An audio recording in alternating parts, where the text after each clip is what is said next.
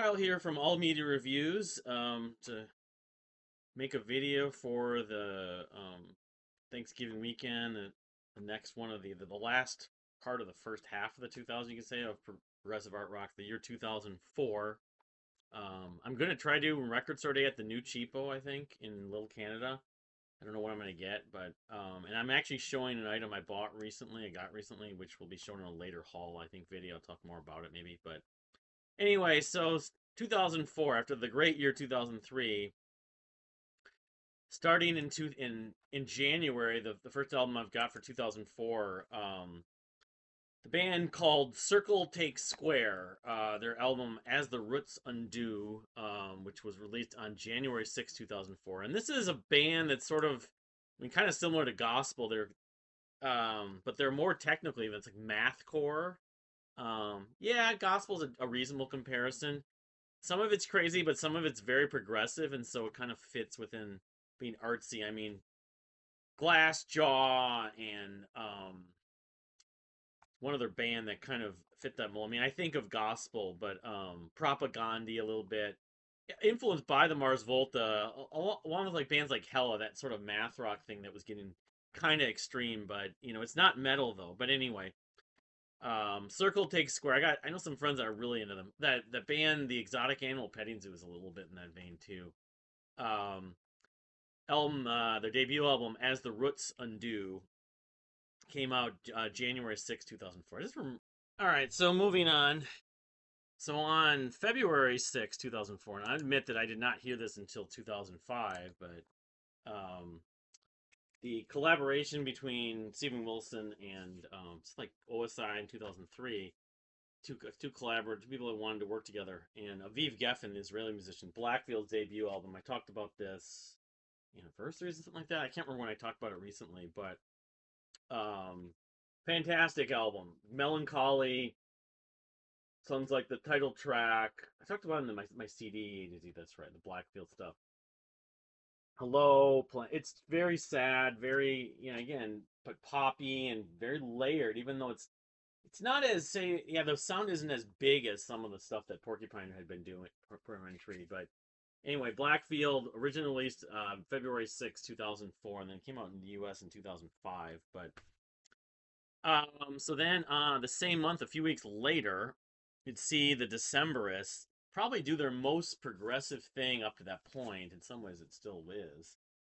This is a combination release, but the Tane, the suite, Tane part 1 through 5, which it's trippy, it's dynamic. I mean, it still has the folk elements, but it kind of has these big crescendos toward the end, and yeah, it's the Tane is some of their finest work. The Decemberists. If you like the Decemberists, it's sort of, if you haven't heard the Decemberists, you like progressive rock. It's kind of required listening. Um, but yeah, the Tane EP, which is like 30 minutes. It's not a full length album, but it kind of feels like it in some ways. It was originally released on February 23rd, 2004. Um, and then let's see here. Vast, the day after, put out maybe their most recently successful, like after Music for People, among their catalog, this is like maybe the most received. And I bought it a few years back, I mean 2020, it was earlier than that. And I haven't listened to it very many times, but their album Nude came out on February 24th, 2004. It's 20 years old now.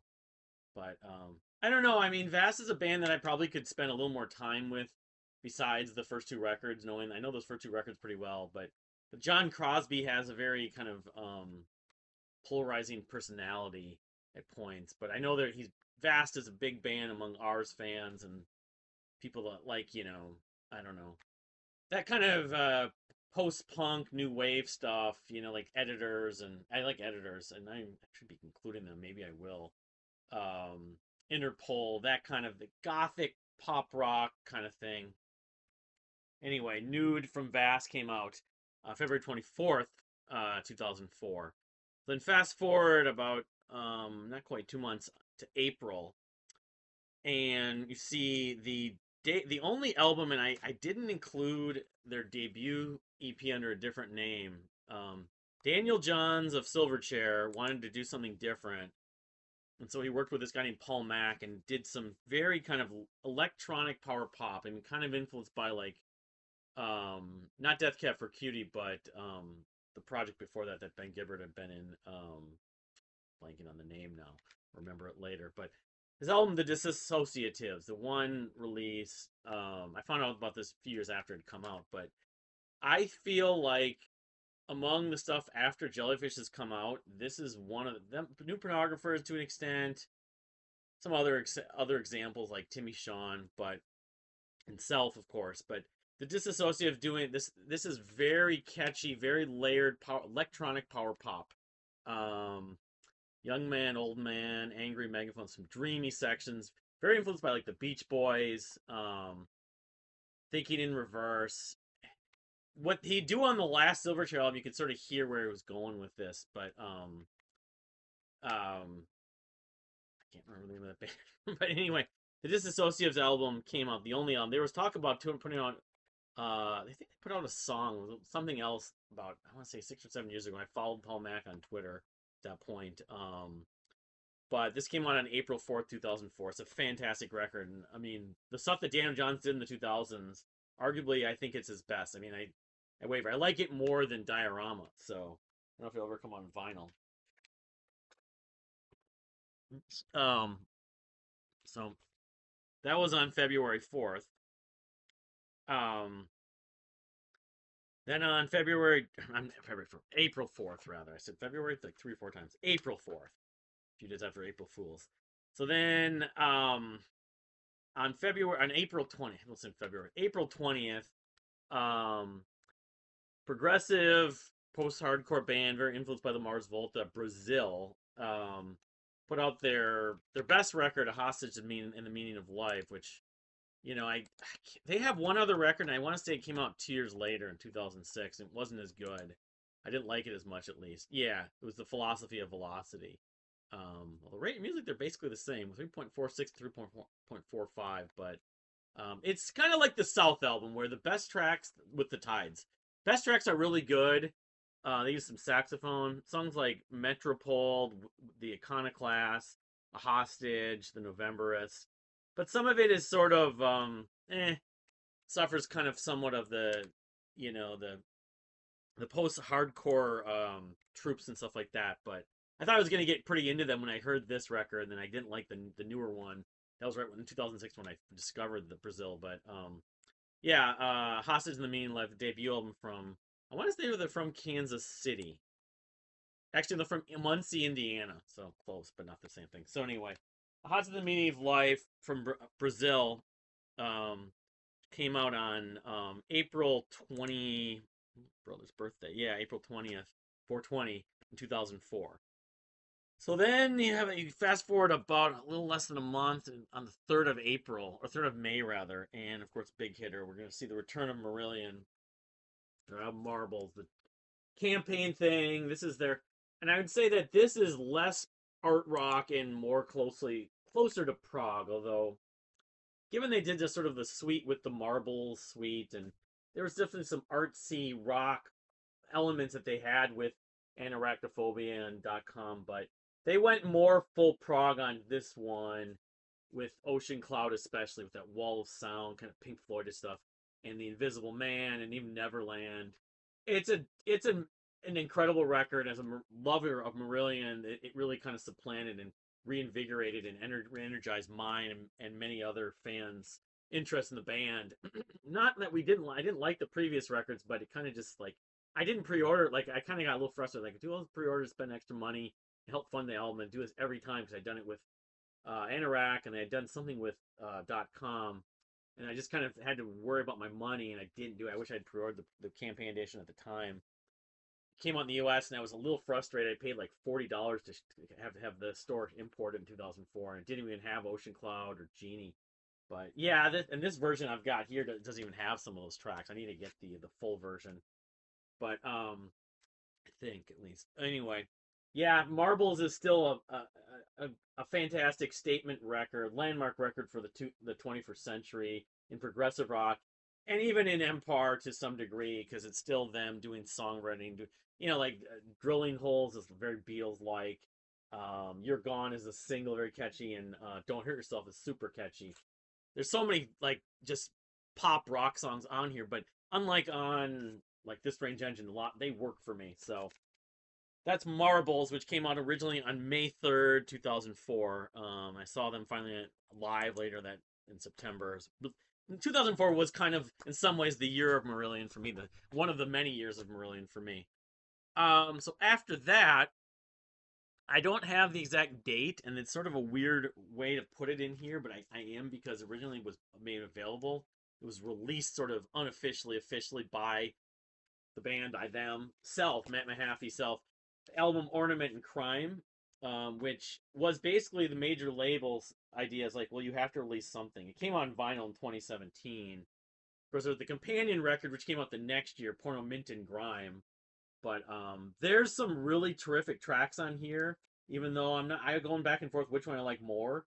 Um, LA Radio, Pathetic Song, Hellbent, I make you happy. It's just itself, and it's more polished from a production standpoint than even I would say Gizmogery and Breakfast with Girls. So he had some EPs and stuff also that came between 95 and 2000, whatever it was. But anyway, Ornament and Crime came out in May of 2004 as a digital like download on the Self website. So it kind of officially was released in 2004, even though got sort of more proper release and then physical release in 2017. Um, so moving on, and that was the label version of it. So I don't know if then the label put it up. I'm not sure the circumstance. All I know is that one of them was basically self doing what he wanted to do, and one of them was what the label wanted to do, and so it was sort of a compromise in some ways. But I personally really think it's a great record, though. All right, so moving on, we go on to after that's in May of 2004. Then June of 2004. Let's see, on June 1st, the very first day of June, June Day, the second sophomore and final record from, Australia's own Clan Zoo, Black Coats and Bandages, which I kind of lean a little bit more toward Rua, the debut album from 2002, but this is a fantastic record as well. A little darker, maybe gothic sounding. The biggest banger on here is One Bedroom Apartment, I believe it is. Yeah. You can see the cursive on there. That is super like dramatic, and the piano it just some of the distorted guitar, the way it crescendos. It's very sad. I know it's like about a war and some other things, but yeah, I mean it's Clan Zoo are an undiscovered gem, under buried artists. For people that have never heard, people that like Dredge especially need to hear them. But anyone who likes, they use the violin and sort of and hear Declan DeBarra's voice. Now Declan DeBarra's working in Hollywood now. He's like a writer, I think. He wrote for like the Vampire Diaries and some other stuff. But I wish they'd put these albums out on vinyl. But he did put out a solo record or like an EP a few years later with mostly folk music. But he's actually Irish, but he had moved down under to do music and stuff. But anyway, Black Coats and Bandages from Clan Zoo came out on June 1st, 2004. So, let's see here. I didn't even move that. The one that I was gonna put that. Yeah. Um, Not this one. It's the next one. So that one's on deck. The second album and sort of big change in style and vocal style specifically came out just 4 days later from Fair to Midland. A favorite, a huge favorite among the hardcore fan base, which I've communicated with would see. I saw them at the shows, of course. Yeah, I dropped this earlier, and this is not in perfect shape. It's okay, I guess. Still, Interfunda Stifle, Interfunda Stifle. A lot of the songs on this would be re-recorded with the David Bottrill produced album from 2007, major label on Surgical Strike, from System of Down's label. But this is like a concept album. Some of these songs still work, even though the production's not as good. The arrangements are slightly different, but Dance to the Manatee, of course, Vice Versa, Seafarer's Not, Orphan Anthony 6 they had a demo that came out on EP year after 2 years, yeah, 2 years after that, which I like even more, but I love that. It's like my favorite Fair to Midland track, actually. Walls of Jericho, super catchy. Abigail, Kyla Cries Cologne is also really catchy with the keyboards. Upgrade Brigade. I mean, a lot of the tracks that end up on Fables from Mayfly, but the crack order is different. And then I'd also stress that this album is well worth your time if you're a Fair to Midland fan. If you've never heard it, because it has songs like Timbuktu and Granny Niblo, um, and was it When the Bow Breaks and Keens, all really work on the record, and they have these little like intervals with these kind of ivory key synths. They had Matt Langley join them for this record, but of course you don't get the lyrics. They're probably on some sites. They've Fair to Midland always were very particular about not including lyrics on their albums. I know Enchant did that to some degree too, but yeah, I really like Interphone Style. It's a great record. As much as from a production standpoint, they would re-record and with David Bertrill especially make some of these songs sound much cleaner and bigger. But I don't that doesn't take away. I love that record when I first started listening to it. I heard it before Fables from Mayfly came out, and I was like, this band's amazing. Um, so that came out on June 5th, 2004. So then I forgot to include their previous record. Um, this came out in 2003. The follow up to Who Killed Puck, and of course the experience of losing their son. This was the first album. They live on the Sun from Cloud Cult, which is still largely a Craig Minowa project and very bedroom project. That came out in 2003 on July 7th. So we're putting the record out in the summer that year. And then June 22nd, they put out Aurora Borealis, um, which I'd say the same thing about the influence of their loss of their son. They kind of had a reason, a direction, a sort of a premise to some of their music, but sort of trying to like he felt like he was still with them and everything. Some of the music, but I've always kind of been hit and miss. There's some live tracks on here from Radio K. Been hit and miss with some of these records. Again, the bedroom production, it's not as like sort of a wide of a sound as some of the later, more chamber directive Cloud Cult albums, but I know this won some awards. It was competing with Radiohead for like album of the year this year. At like I don't know what it was, MTV or something. Some guy told me that at a Cloud Cult show, but yeah, Aurora Borealis came out on June 22nd, 2004. I mean, it was really still not to the point of the sort of where Cloud Cult found their sound that I have appreciated the most. It was an album too later than that, but we'll be talking about that in future videos. So that was June 22nd. Then the week after that, Humphreys McGee puts out. I didn't talk about. They had a couple like other records, live records, and one more proper one. Local Man Makes Good or what it was okay or whatever. But I've never heard it. But Anchor Drops. When Mike Portnoy talked about this, I want to say it was late 2004, early 2005. I jumped on. And I saw them live, and I'm not so keen about them live. But some of the studio records, including this album, Anchor Drops, has really been sort of a staple. I mean, it is sort of jam band like, but it's progressive and it's sort of they mix a lot of styles. So I don't think they're pure prog as much as they're a hybrid and very artsy. It has some of their best tracks. I mean, some of it kind of at times they can sound a little bit like Spock's Beard too, but Plunger, Miss Tinkle's Overture, Michelle's Mulch's Odyssey. Those are kind of the staples. Jajunk Part 1 and Jajunk Part 2.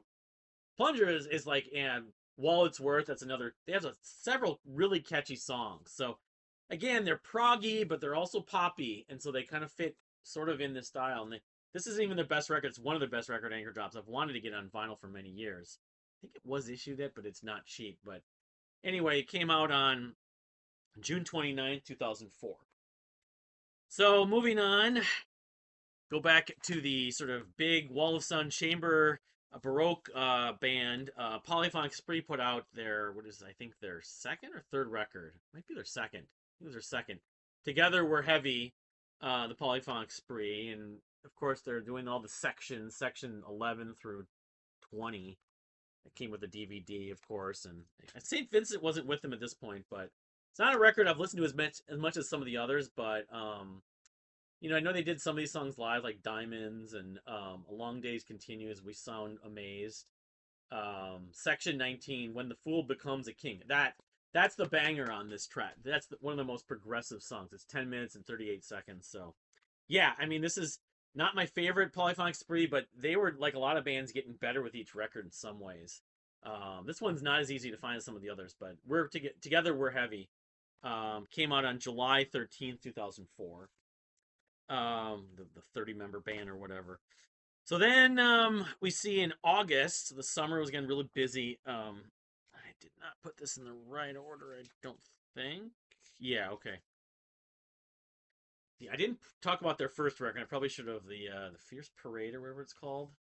But the second record from California, as I learned, I misspoke. The Velveteens album Elysium. I got this on this 10-inch vinyl that has no guitars. It's piano driven, kind of Middle Eastern, very epic. Was it Camera Obscurant? Camera Obscurant is maybe the go-to track, but this whole thing is fantastic.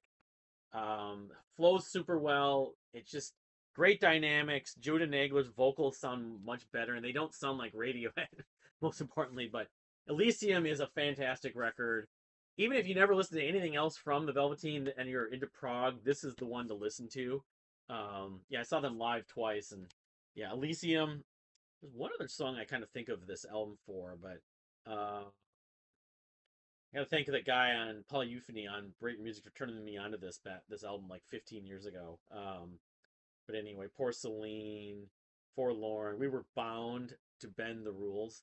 It's kind of a sweet in some ways, but I mean his vocals kind of sound a mixture of like Jimmy Necco and Perry Farrell in a way, but Judah. But and I was on Never Ending White Lights, an album from them later on, a year or two after that. But anyway, that was on August 3rd, 2004. Velveteen's Elysium, the epic masterpiece. It's like 40 minutes. So then, I don't believe I have a physical copy. The last album, as I wasn't correct, I wasn't really emphasizing. From the Tea Party came out just a few weeks later on the 15th, called the Seven Circles. This is probably the weakest Tea Party record, actually. Maybe even weaker than the one that came out a couple years ago. It was like an EP. But kind of nondescript. I know most people that like the Tea Party don't talk about this record very much. The previous one, Interzone Montrose, was great. But just for the sake of their history, including this on August 15, 2004. So fast forward a month from them, I'm going to include this another record, which I'm actually not a fan of this band really. I don't inherently dislike them as much as some, but they just lack something. They always have, but they've influenced a lot of bands I like. The chamber stuff, the wall of sound kind of stuff.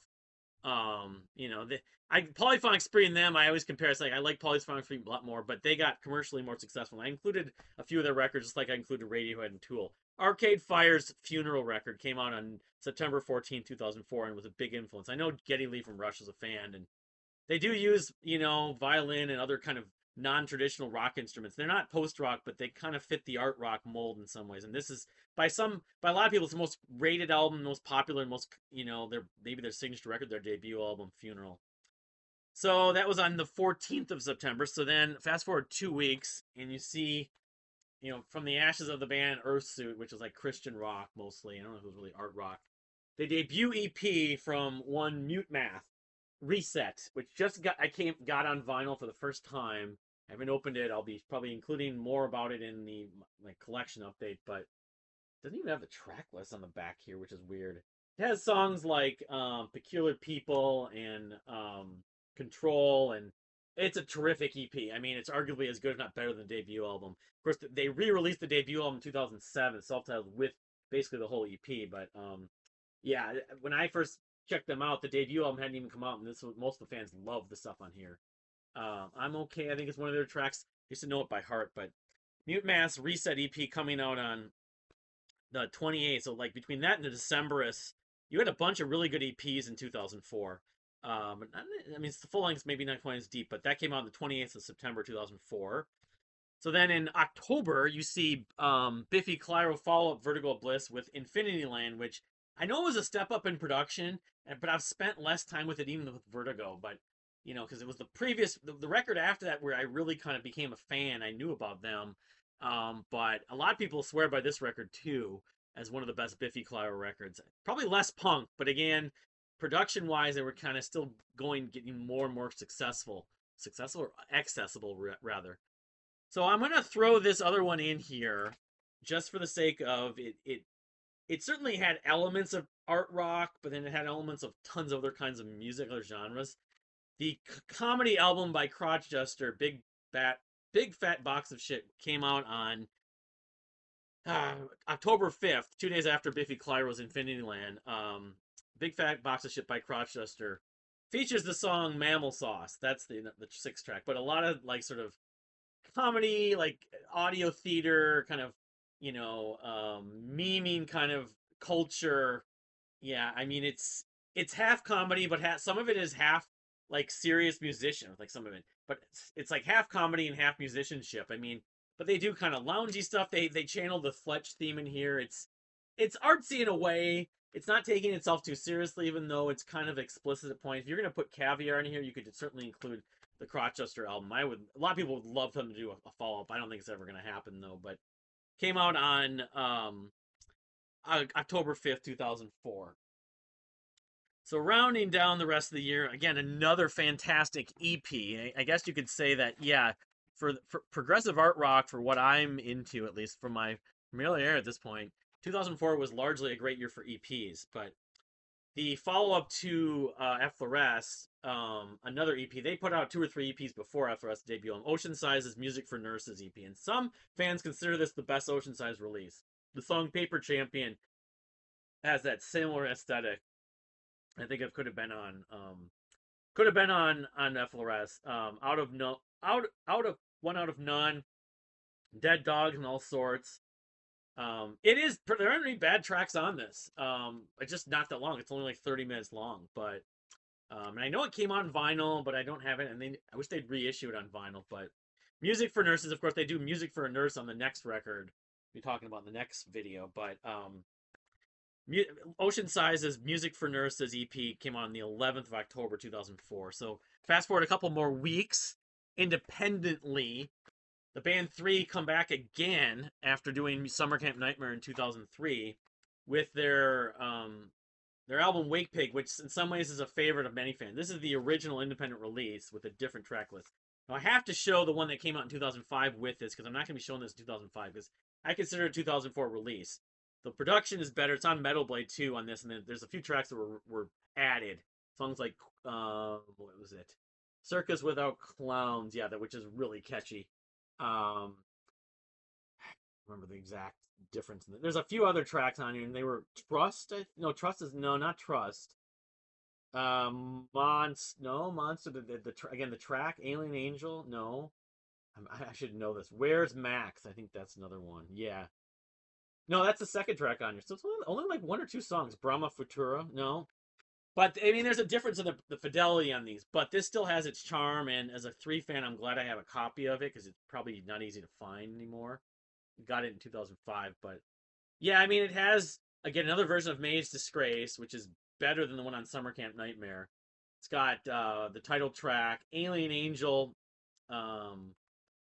Trust. I always thought Trust at one point sounded a little bit like Psychotic Waltz, but I mean, if I'm listening to one, I'm gonna listen to this one, but I have to include it. So this one originally, the independent release of Wake Pig came out on October 26, 2004, and then later released in 2005 on Metal Blade. All right, so then you also had one of the more popular albums from Tokyo Jihen the next month. It's kind of winding down the year. On November 25th, 2004, Tokyo Jihen released Koyuko, which I can't remember that. I think that's the one that translates to adult. The 2 Tokyo Jihen albums I always think of. I don't think of for their Japanese translation. No, Adult was the next year. This was the debut album actually. Adult is actually the next year. So again, Tokyo Jihen I've loved. I'm still kind of wanting to invest more time in, but jazz rock, jazz pop, J-pop. This is actually Koyuko. I don't know what it translates to in Japanese. But from a standpoint of just Tokyo Jihen and of course Shina Ringo being with them, Koyuko translates to, it's actually a Japanese word. I don't know what it means really, what it's supposed to signify or whatever, but it's kind of required listening. The first 2 Tokyo Jihen, so it's the debut album came out November 25th, was it? November 25th, yeah, 2004. So, all right. Then the end of the year, actually, the last day of the year, I have a release date for the debut album from, I think they're from California too, like the Apex Theory. Oedipus, their album Humility, which this album had elements similar to, say, your sort of Fair to Midland and Carnival and even Dredge to somewhere, where it was poppy but heavy and riffy. It had a little bit of a new metal influence, but definitely a power pop influence. But the other stuff had more power. It's like, I don't know. I remember when I got this, I really loved it, but I was getting more into it. But I was getting more into the band. I still like the stuff they put out after this, but this remained my favorite. Humility from Oedipus came out on New Year's Eve, supposedly, according to what I could find, in 2004. So then I have two releases left from 2004. One of them you've been seeing in the last few videos. One being the Apex Theory, but never found a release date. But this is one of their two really excellent EPs. In That Sky Is Something Watching, which is one word. As you can see, I think I showed it in my Apex, my CD A to Z, but this is more progressive. Burglar Soup, and Lift Introduction, Get to Work. I remember like wanting to like after I got into the one EP Light Post. We'll be talking 2007. Get into more of their work, and this is the one that worked the most for me. I think it's the highest rated or second highest rated. I don't think I included one of their other records. I'll have to do that as a retro. But in that sky is something watching came out sometime in 2004. I don't know if it was in the summer, the fall. I don't know, but I couldn't find it. I bought this later, of course, but by the Apex Theory. And then, of course, we have another EP release from, which is all like religious hymns, which I think a few of them are on here, from Anathello. Again, no release date that I could find, called Hymns, the Hymns EP, because they have a couple songs on this anthology called Fugi 24, a song for Christine, but it was basically standards, like religious standards, gospel, some of that stuff. I probably all the Anathello releases. That's the one I've listened to the least, but their Hymns EP, of course, came out in 2004 at some point. So that's it for 2004. I'll be going on to 2005, hopefully sooner. Maybe it might not be till next week, but have everyone have a happy Thanksgiving. Hope everyone finds something good on if they go to Black Friday Record Store Day. But one more thing, I maybe should just do this look just in review. 2004 was not as good of a year as 2003. It probably wasn't as good as 2002, but it had some excellent still releases in the sort of the history beyond Marbles from Marillion. The Tane EP, Blackfield, the debut, the Disassociatives, the Velvetines Elysium is also very much of a required listening if you've never heard a lot of this music. It would be in the top. If I did a ranking, I did my ranking. I should revisit that. I'm probably going to publish all these calendars on Rate Your Music when I'm done with this whole thing. That would be one, and some of these EPs, Music for Nurses, Reset from Mutemath, Ornament and Crime. I guess you include that, even though I think of that more for the 2010s when I really heard it. I didn't hear it that much until whatever I got the vinyl and it was uploaded online. But yeah, I mean it was a not as good of a year, but it still was a decent year. 2004 was a pretty good year for music overall. But I just feel like 2003 was like the start of something more prolific and more like high you know statement record, like depth of statement records. And 2005 is one of my favorite years for music when I talk about that. So, but yeah, that's just my sort of summary. I'll do like a summary at the end of these. But anyway, thank you for watching, and we'll see you next time.